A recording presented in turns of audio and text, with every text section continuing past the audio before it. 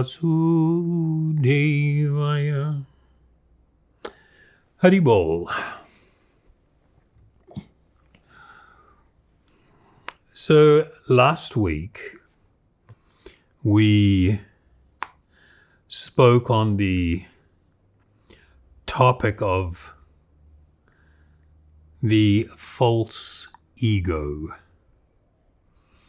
If you haven't yet seen that, I would highly recommend that you do look at that video. The topic is of huge significance to anybody that's interested in understanding yoga and understanding or wanting to engage in the process of self-realization. In that conversation, I presented the very ancient yogic understanding of who we really are. That there is a false self and there is a real self. The real self is the spiritual being, the actual person, the perceiver, who resides within the body. That person, that spiritual being, the soul, is covered by two bodies.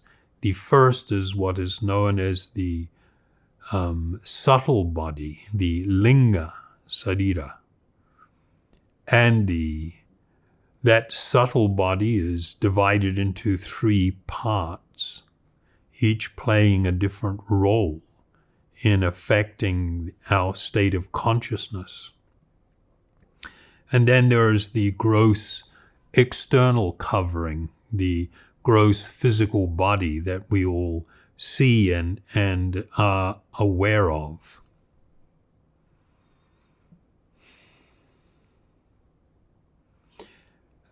I had presented that, even though I should have probably done it some time ago, partly because of the topic that I was asked about, which I'm speaking on tonight, the idea of self-esteem, and looking at that concept from a yogic perspective.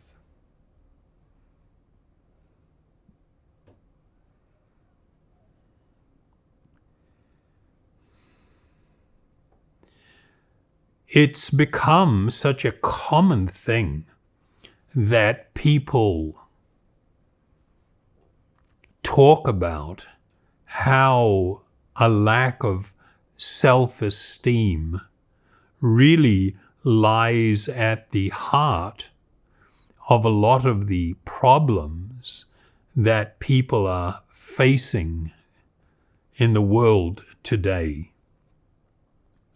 And that if we could just help raise people's self-esteem, then it would be somehow a panacea to address or correct many of the issues or ailments plaguing our lives today.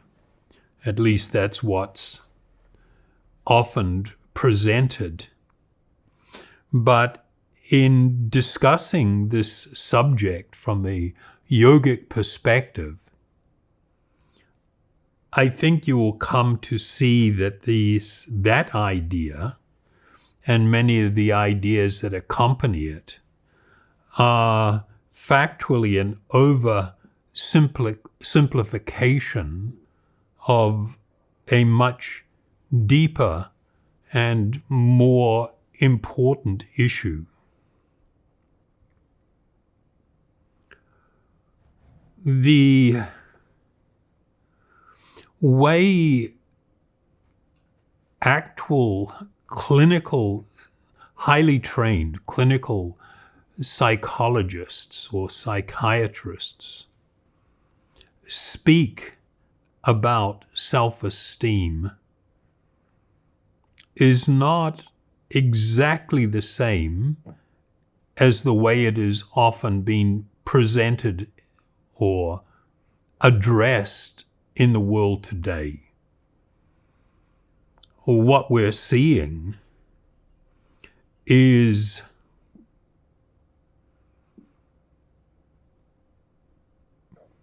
ideas that are cropping up, and we see them within the educational institutions and amongst parents that are genuinely wanting the best for their children and being afraid and not wanting children to experience disappointment or the idea of failure. Then there is this attempt to make it so one never encounters failure or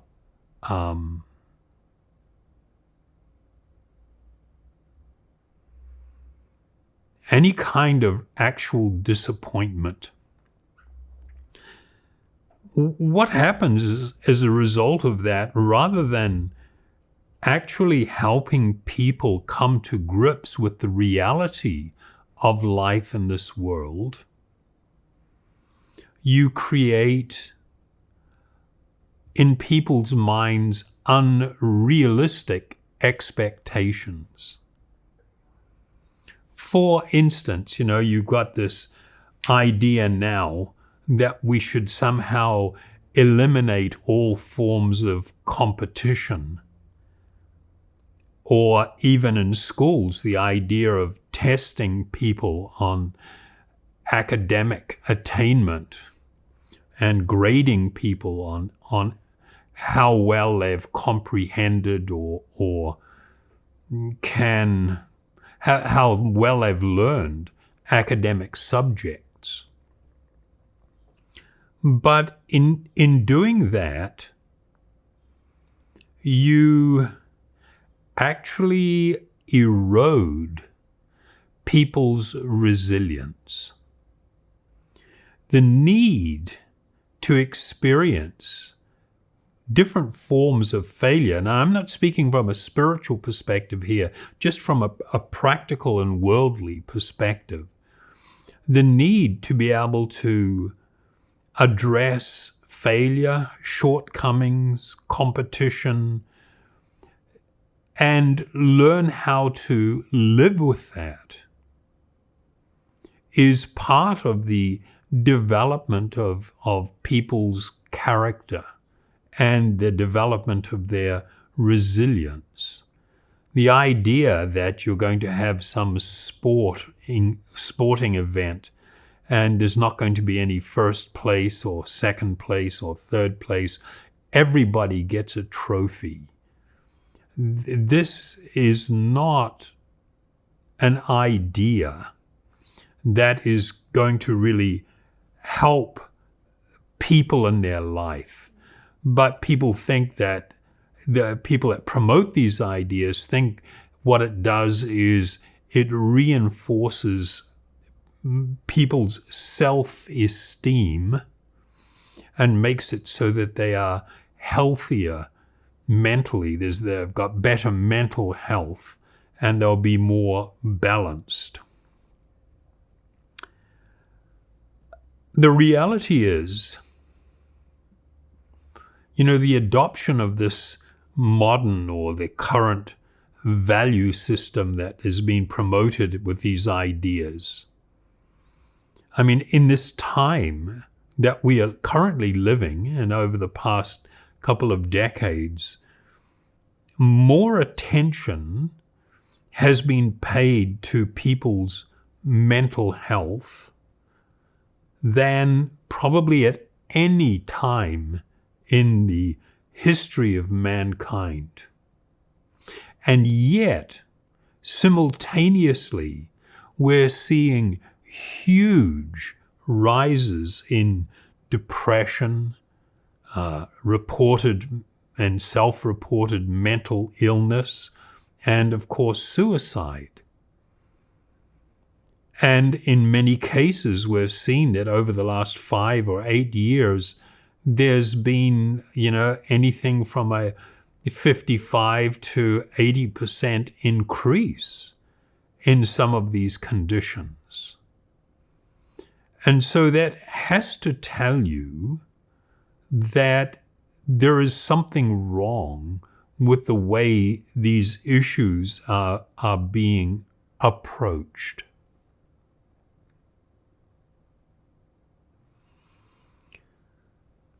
Another way people try to reinforce, young people's self-esteem is by promoting ideas like you can be anything that you want to be. That is not true. What if you had, I'm in New Zealand here, what if you had 4 million Kiwis all wanting to be the Prime Minister, actually sincerely wanting it? Is it even a possibility? And the answer is, of course, no. It's not a possibility. And to promote the idea that it is a possibility through this broad, idea you can be anything that you want to be, what it does is raise unrealistic expectations in people's minds, expectations that they are never going to be able to fulfill. And you will end up contributing to people's deep sense of worthlessness and failure because they didn't get to be everything that they wanted to be.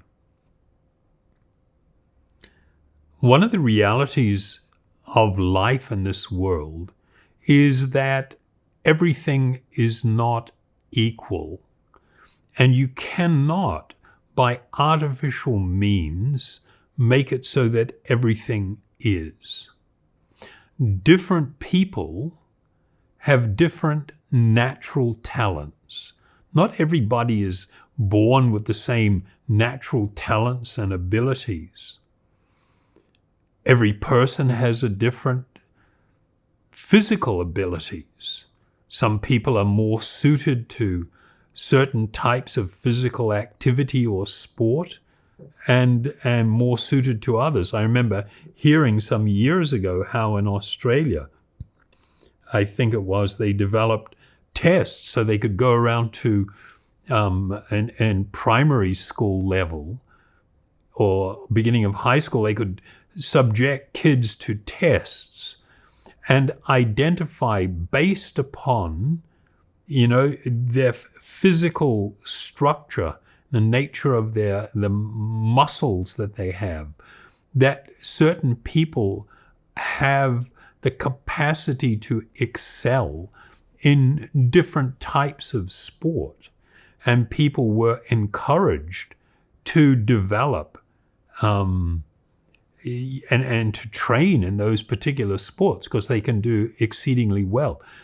Countries like China and stuff, it's the same kind of thing. It's not simply because I want to be an ice skater that's going to make it so that automatically that I'm going to be a world-class ice skater or a ballerina. I may be more suited to be a weightlifter or to be a paddler. This is where I'm going to do well. Different people have different artistic abilities and tastes. Different people come with a different capacity for intellectual proficiency. Some people are drawn towards more physical endeavors. Others are more philosophical or scientific in their attractions and what they're drawn to. Not everybody has the same physical beauty. Not everybody will, even with the aid of plastic surgeons. I mean, and it's so we have this world where enormous amounts of pressure are put on people, particularly young women, to appear in a certain, in a certain physical way. And the idea that comes with that is that my worth, my value is determined upon how my body looks. These ideas are incredibly destructive and not helpful. And the idea of artificially promoting what passes for self-esteem doesn't change reality very much. If we look at ancient yoga wisdom and how they understood these terms and the significance of them, we will be able to draw a bit of a contrast. The word esteem in English, it is defined as respect and admiration. So when I put the word self in front of it, I'm speaking about how much I respect and admire myself.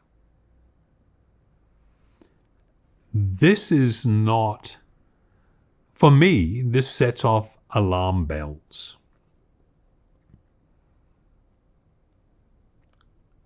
When we talk about the self in the materialistic and hedonistic philosophies, the naturalistic philosophies, the body is considered the self, and the mind. These are what's considered the self. But as I pointed out earlier, in the yoga system, the self is the eternal spiritual being residing within the temporary body. And so when we consider the meaning of these words and the two different perspectives or how they can be viewed, it opens up the potential for a very serious look at life.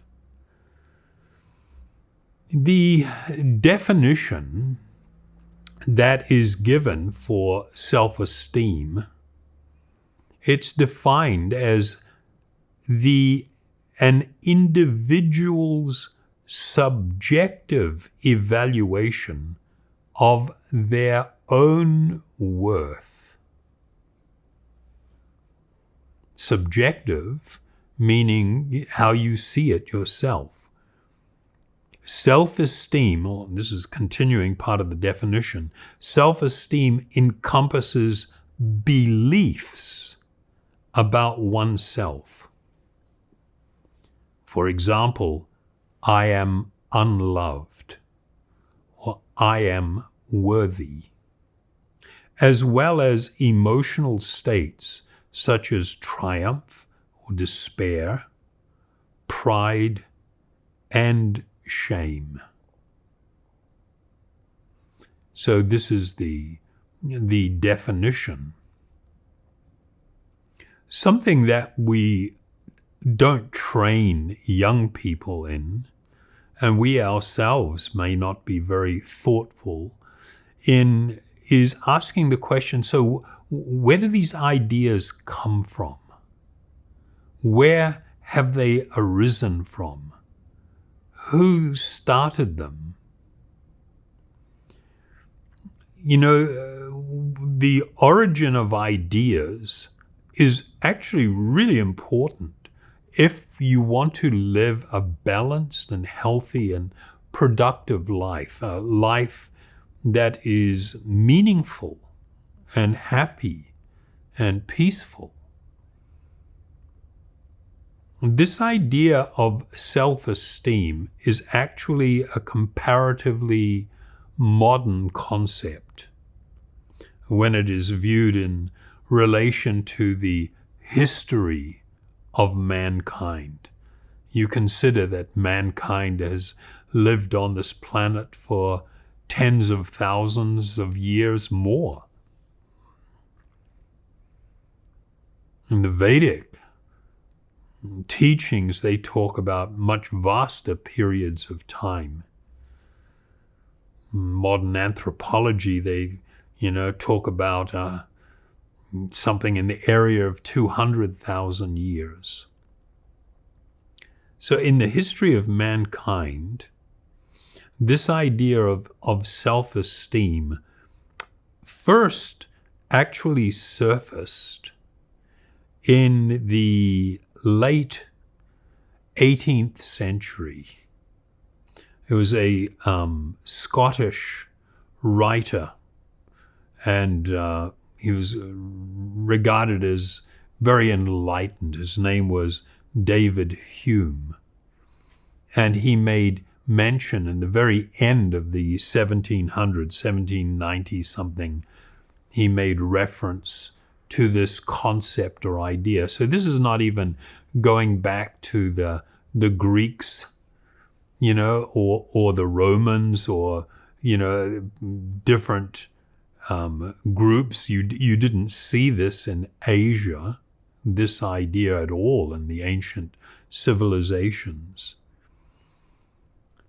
The identification of self-esteem as a distinct psychological construct has its origins in the work of the philosopher and psychologist William James. And he wrote about this in 1892. So this is almost the beginning of the 1900s. This was like when it first actually burst on the scene and began to be discussed. In the mid-1960s, the social psychologist Morris Rosenberg actually was the first one to really define self-esteem. And he defined it as a feeling of self-worth. So as of 1997, in what was called the core self-evaluations approach, it included self-esteem as one of the 4 dimensions that comprise one's fundamental appraisal of one's self.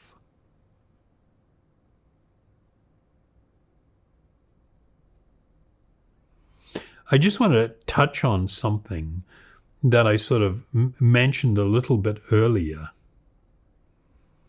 You can see that the focus here and in the definition has to do with an individual, as it says here, an individual's subjective evaluation of their own worth. So this has nothing to do with what other people may think, but it's how a person feels supposedly about themselves. And we have entered a period in time. I mean, it used to be a common saying, and I mentioned it last week, that you should not judge a book by its cover. This was considered a profound idea that people really took to heart, where you did not consider a person's physical appearance, how they may be dressed, whether they had any physical deformities or imperfections, any health challenges, mental or physical, that one should not simply look at that and make a judgment about the worthiness of someone or their value. That one should learn to look within. This was the idea. And now, in such a short period of time, that ancient truth has been completely overturned and thrown out the window, and it has become all about the cover, not about the content of the book within. If the cover is fantastic, the assumption is the book must be fantastic. And of course, the problem with that is you can spend a lot of money on gyms and physical augmentations and massive amounts of plastic and other substances implanted in your body, and have everybody going like, wow, you're so beautiful, and yet feel like crap.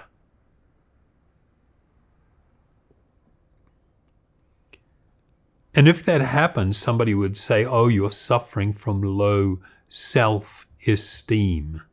But that's all based on the idea, and it's only an idea and a belief, that the body is the self. There has to be an understanding that it doesn't matter how much I stimulate the body, how much sensual experience and gratification I grant it. If I am not receiving spiritual nutrition, then I am like a starving bird in the cage. The cage has all been highly polished and looking fantastic. The bird within is malnourished and wasting away. If you look at the series that I've done, Finding Myself, which I highly recommend to anyone that wants to begin the journey of self-realization. In the first part, I used an example of a woman that some years ago burst onto the scene as a model through YouTube and became, the hot model, and was taken from relative obscurity to being offered the opportunity to pose on the swimwear edition of Sports Illustrated. And she was absolutely elated. She revealed in an interview that the body that she had was something that she actually prayed for as a little girl. She wanted the curves. She wanted the voluptuous breasts and, to look the way that she did. And having attained this, she was filled with happiness. And now being recognized and on the cover of a magazine, she thought this was like everything that, and being paid for that. And everybody admiring her. This is everything that she wished for. And she thought it was going to be the most wonderful thing. But she quickly came to recognize that she was being leered at by all these lusty guys that simply saw her as a sex object that would gratify their senses. And it was so heartbreaking. She said, I'm not an object, I'm a person. And it's sort of like, well, what can I say? You aspired to be seen as that body, and then when everybody goes running after it with their panting tongues hanging out and wanting to grab hold of you, you know what I mean, and use you, or use your body, then you feel like they're not seeing me, the person within.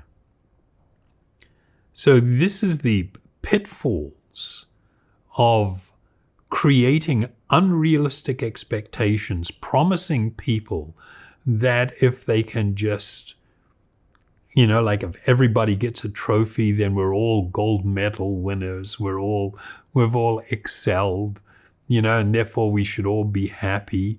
Whereas everybody knows it's not true.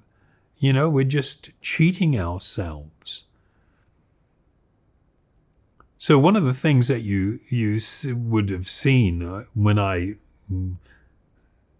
read the definition, that part of this self-esteem lies in people's emotional states, how they see and deal with triumph or despair, and pride and shame. So I'm just going to focus on those two things, the pride and shame thing, for a minute, because I think it really points to the issue. The definition that's given in the dictionary of pride, it is a feeling of deep pleasure or satisfaction derived from one's own achievements, or the achievements of those with whom one is closely associated, our team, or from their qualities or possessions that they have widely admired. Like if I admire a certain brand of car and then I can acquire it, I take pride in my acquisition of this thing that I hold in esteem. Ancient wisdom has always taught that pride was a negative quality. And this is already going to spaz some people out. The idea, but shouldn't we take pride in ourselves and take pride in these things? Well, who is the self? If I'm going to take pride in something which is not me, something that, the body is destined for death. And before death, the process of old age and the process of becoming diseased and ill, these are natural occurrences.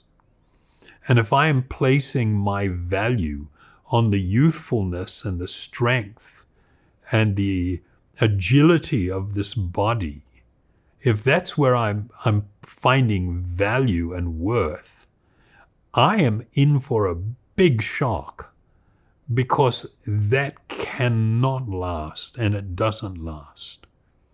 And taking pride in having something that is destined to fall apart is obviously not very wise. The problem with being proud is that it is a very self-centered emotional state or mental state. We know from all spiritual teachings that the more self-centered a person is, the more unhappy and the less peace they will be able to experience. And we've talked about this subject a lot. It was a commonly taught and understood thing within the Western world, Christianity. Of course, there are equivalents in other religious and spiritual traditions. But within Christianity, they had what they call the 7 deadly sins. That if a person was influenced or controlled by these things, they would most assuredly experience great unhappiness, a downfall, and a destruction. And one of them was pride. There was a famous verse in the Old Testament, very ancient Abrahamic texts. Before destruction, a man's heart is haughty, but humility comes before honor. I mean, and it later became translated as like a common saying in English, that pride comes before the fall. That when a person becomes proud, it will inevitably lead in one way or another to their downfall. And so it's kind of like we're at cross purposes here with the older and more ancient traditions that are actually founded on a deeper spiritual understanding and the more modern and more superficial values that have been promoted now that were previously understood to not produce desirable outcomes. So there is this idea that's been promoted is that one should be proud and they should take pride in themselves and things. And the other end of that spectrum is shame. And shame is bad at all costs. We need to teach children and young people how not to feel shame. Part of this came from the hedonistic ideas that one should not have any guilt feelings, that we should enjoy life to the fullest and not have any guilt feelings or any hang-ups or anything that would hold us back from experiencing the maximum amount of physical pleasure and stimulation, and through that we will be fulfilled.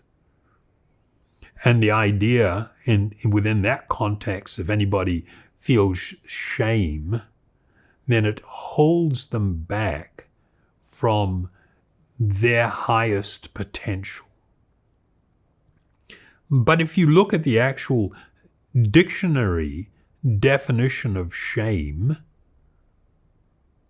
it is a painful feeling of humiliation or distress caused by the consciousness of wrong or foolish behavior.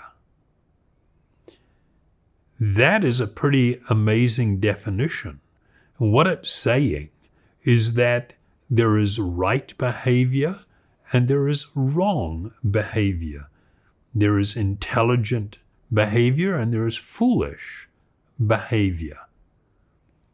And the idea of shame, it can actually be a very powerful regulator of antisocial behavior.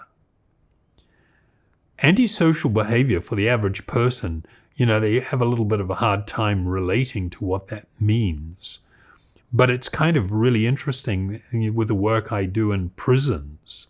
And you see the way that people that are put into prison for murder, for violent crime, for sexual crimes, their understanding of antisocial behavior that they cultivate there is that these activities that I engage in that are harmful to society, these are antisocial. And to not feel shame in doing them means that there is nothing to regulate my behavior. And so to feel ashamed in and of itself is not necessarily bad and can actually be a really good thing. And so these moves of people under the banner of raising people's self-esteem to promote the idea that you should feel pride in everything and you should avoid feeling shame in anything, this is an utterly modern construct that actually is very destructive for society. Yoga wisdom teaches the need to actually learn to rise above the things that are naturally encountered in life. I'll use a couple of examples that are kind of like, they're not spiritual, but they'll broaden the understanding. You have people that are really good at sales, and they will know the statistics that if I have to knock on so many doors or I have to make so many calls, and 1 in 30 people or 1 in 25 or 1 in 45 people, I'm going to be able to make a sale to them, then their attitude becomes every time that there is a rejection, they are 1 step closer to a sale.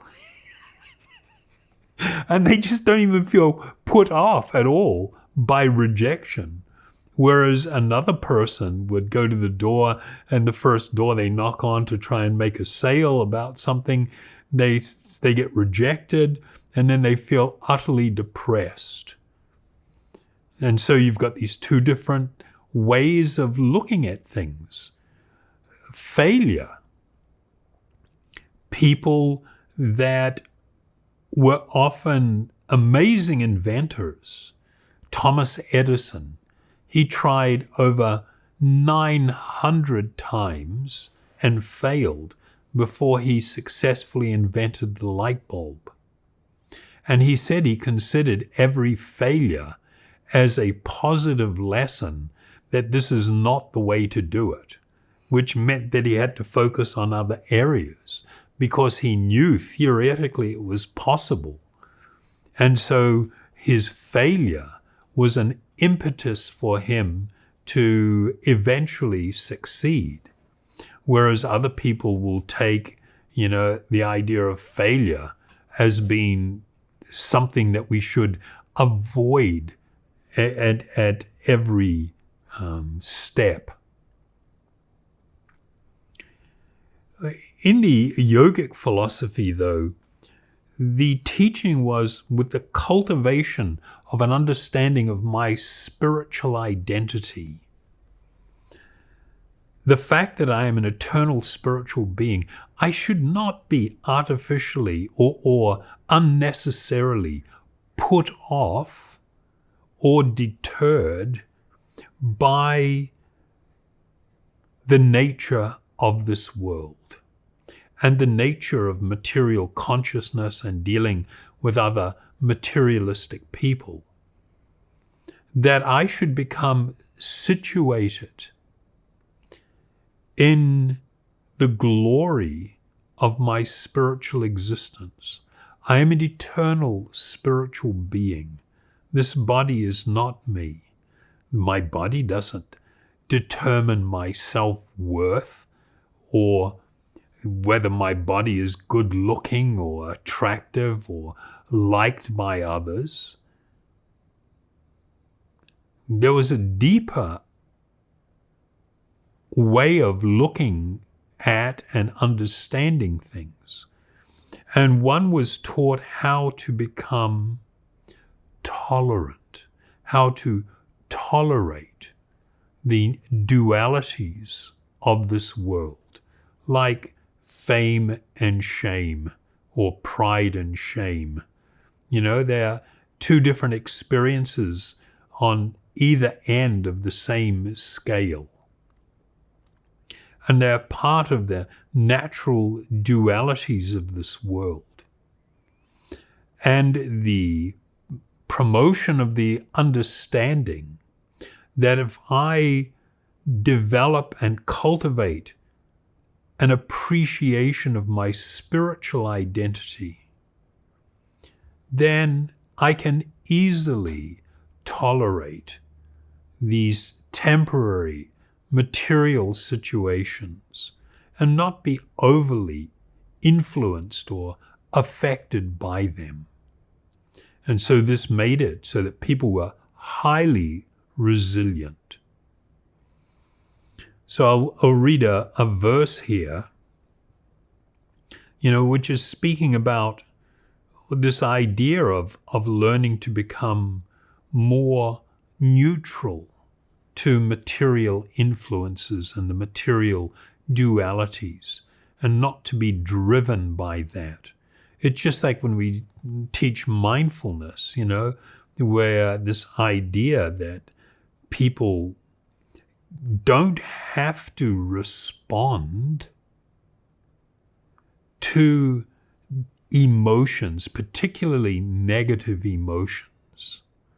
Just because something arises in my mind, anger, fear, greed, envy, lust, any of these things, doesn't mean that I have to express that has to be the driver in my relationship with someone else and how I'm going to relate and deal with things. So this spiritual cultivation was a big part of, this self-realization. It was a big part of becoming more neutrally fixed and to feel completely secure in my connection with the Supreme Soul and my eternal spiritual identity. So in the Bhagavad Gītā, there is a verse that says, for one who has conquered the mind, and of course we've talked about this and so many times, how the mind should not be determining how we speak and how we act. We should be directing the mind rather than the mind dragging us around. For one who has conquered the mind, the Supreme Soul is already reached, for they have attained tranquillity. Interesting concept. For one who has conquered the mind, one experiences tranquillity. To such a person, happiness and distress, heat and cold, honor and dishonor are all the same. This is where real security lies. This is where real understanding of self-worth will come from. Another couple of verses from the Bhagavad Gītā. One who is equal to friends and enemies, who is equipoised in honor and dishonor, heat and cold, happiness and distress, fame and infamy, who is always free from contaminating association, bad association of people that have ideas that are counter, that are living lives that are counter to these principles. One who is always silent and satisfied with anything, who doesn't care for any particular residence, who is fixed in knowledge, and who is engaged in devotional service. Such a person is very dear to me, states Lord Krishna.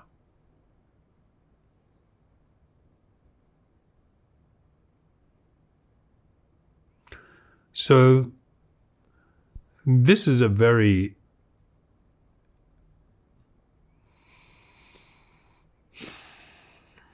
deep spiritual subject.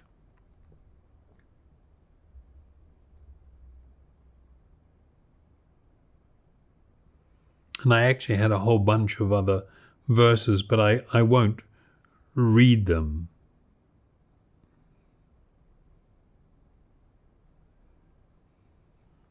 Maybe I'll read this last one. And the person speaking was somebody who in their younger life was schooled in spiritual understanding, but then later became materialistic and very absorbed and hungry, avaricious for money, and became prepared to cheat, lie, and steal fundamentally to gain a higher status and position, and eventually lost everything. And in losing everything, he even became rejected by his own family members who had become very addicted to the high lifestyle. And now their father could not provide them with this, and their husband. So, it was like, what value does he have? So he was even rejected. And this experience and reflecting on his earlier years, he meditated deeply upon this and took up the path of self-realization and had these incredible realizations and displayed this amazing personality of being so tolerant and kind, even in the face of provocation and violence. And he was an extraordinary person.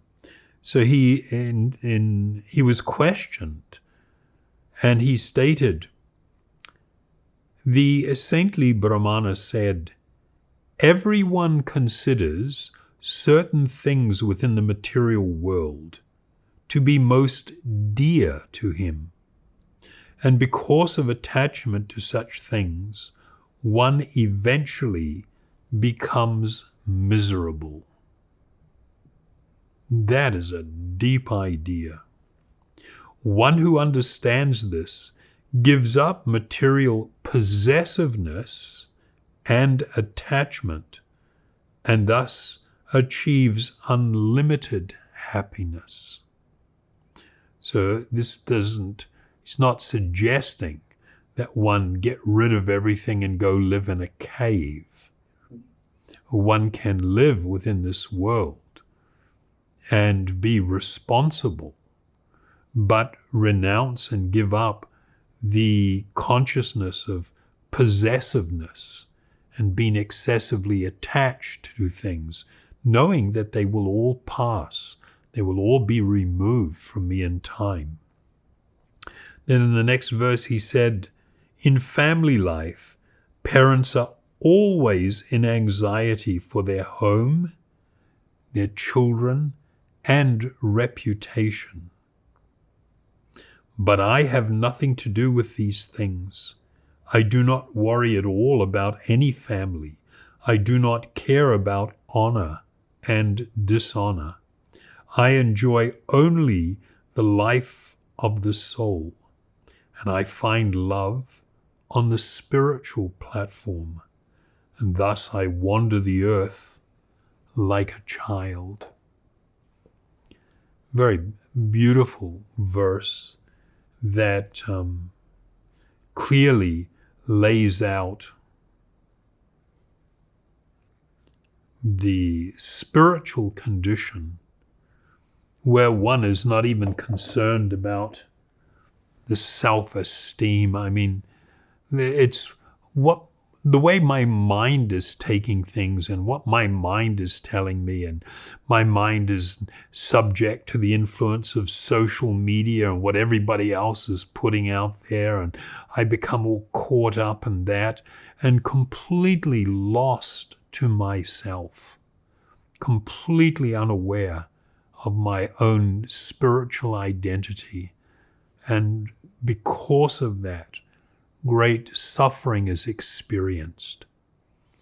Artificial attempts to feel good about bad ideas are not going to help you. Maybe temporarily they can, put off things a little bit, but eventually the house of cards will collapse, as they say. So I hope that is helpful to people, and particularly young people. I mean, you need to grow in your independence from others. To be an independently strong person. To know that you have innate worth, that you are eternally loved. And these are profoundly spiritual principles and truths. And it is these that need to be cultivated, these understandings, rather than trying to falsely find esteem, to admire your body or your mind or physical possessions or characteristics associated with this temporary garment known as the body. With that, I thank you very much. And invite you to chant with me.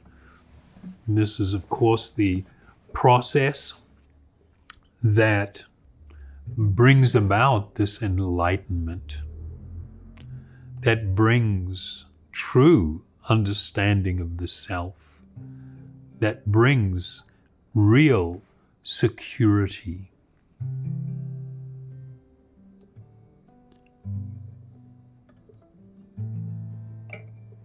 So I'll sing the mantra Om Hari Om. This transcendental sound, Hari,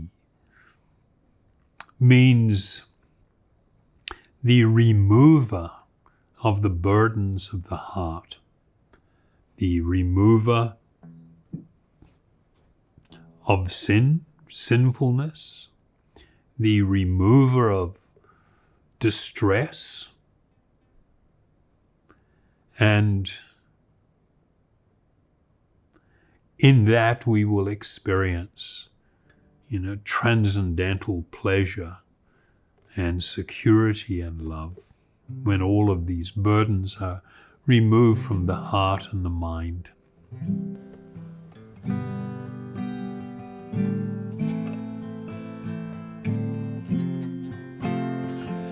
Om Hari Om. Om Hari Om. Om Hari Om. Om Hari Om. Om Hari Om. Om Hari Om